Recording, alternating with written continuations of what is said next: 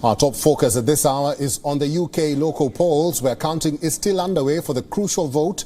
As per the partial results released until now, Prime Minister Boris Johnson's Conservative Party has lost control of key councils in London. The Labour Party, led by Sir Keir Starmer, has won control of long-term Conservative strongholds in the capital, including former Prime Minister Margaret Thatcher's favourite council, Wandsworth, and Westminster, for the first time since it was created in 1964. Speaking on the electoral win, Starmer said that this is a turning point for the Labour Party. The English results so far are not a landslide for Labour, even though they have fared well in the capital. Their performance has been modest in the rest of England. The Labour is seeking to capitalise on a cost of living crisis and Johnson's own performance, headlined by the Partygate scandal. In early results, the Liberal Democrats have made the biggest gains. They added 58 new councillors. Labour has gained 33 new seats, while the Conservatives have lost 120 of its councillors.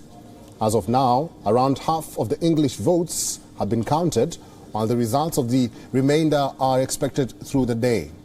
Results in Scotland, Wales and Northern Ireland are also not expected till later in the evening today.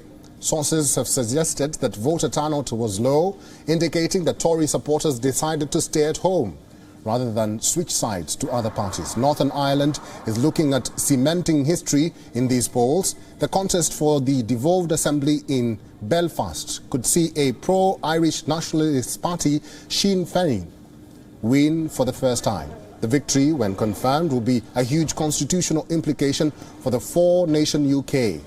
Sinn Féin is the former political wing of a paramilitary group in the IRA, and it has been committed to a vote on reunification with the Irish Republic to the south, a century after the island was partitioned.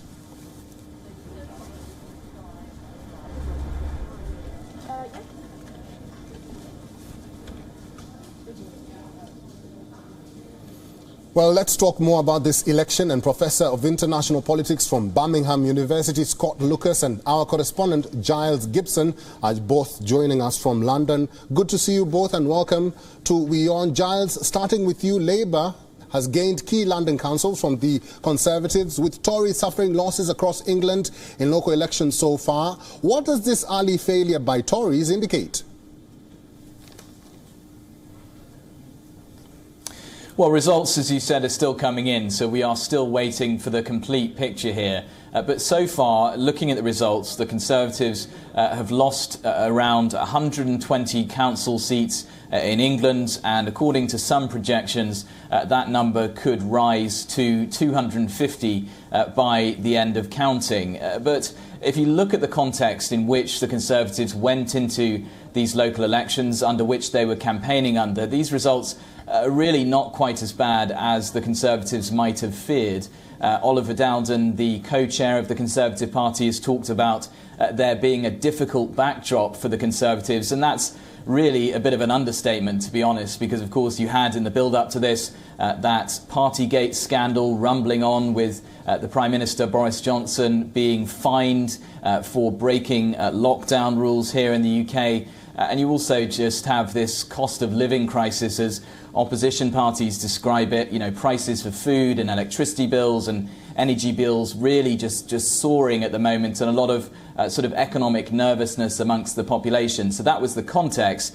And I think you can read from these results so far that the Conservatives are certainly wounded. They have lost seats. They've lost some really symbolic councils. But this is not the sort of devastating loss that the Conservatives might have had, and the sort of devastating loss that could have led to, you know, rumblings amongst Conservative MPs in Parliament that they might have to launch some sort of a revolt against the British Prime Minister Boris Johnson.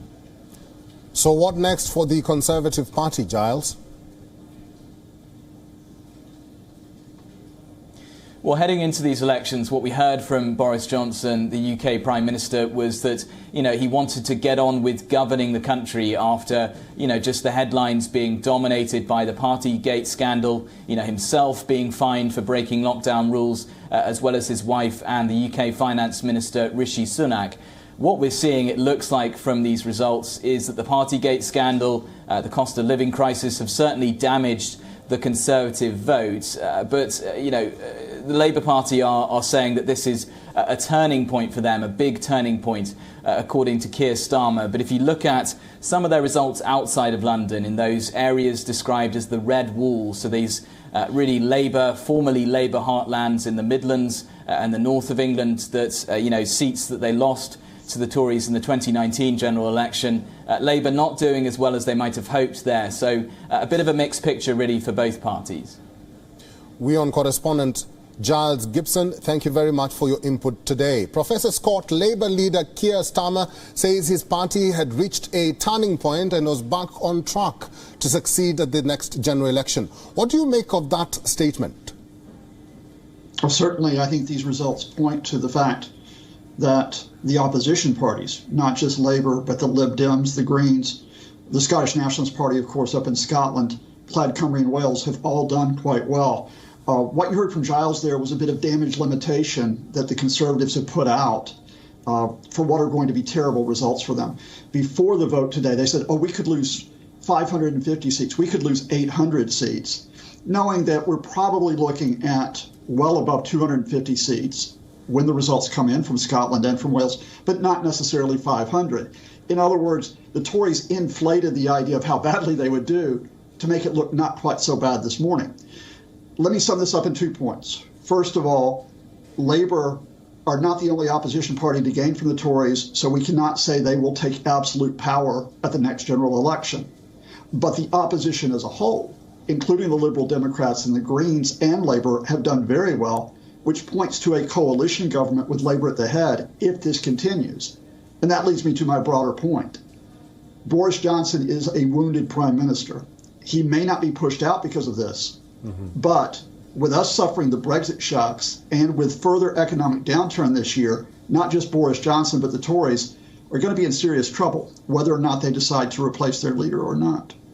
Professor Scott, many say the Prime Minister bears a lot of the responsibility for the results and was a poor option to lead the party into the next general election.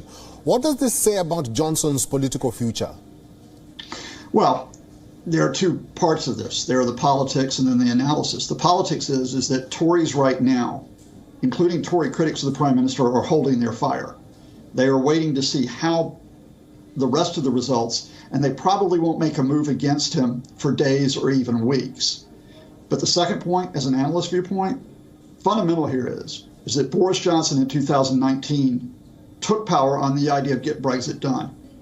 He got Brexit done, but now, 2.5 years later, he's trying to get out of Brexit by revising the Northern Irish Protocol.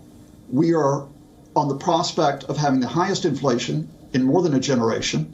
We have the possibility of a recession looming, and we have an unprecedented spike in energy prices coming in next month. I think that means not only Boris Johnson, but the Conservatives, at the best, have been negligent, and one might argue with Partygate, have actually been irresponsible and indeed law-breaking, which is what puts the country in a dire predicament, not just the Conservatives. We'll have to leave it there. Professor Scott Lucas, thank you very much for making time and for talking to WION today. Thank you. WION is now available in your country. Download the app now and get all the news on the move.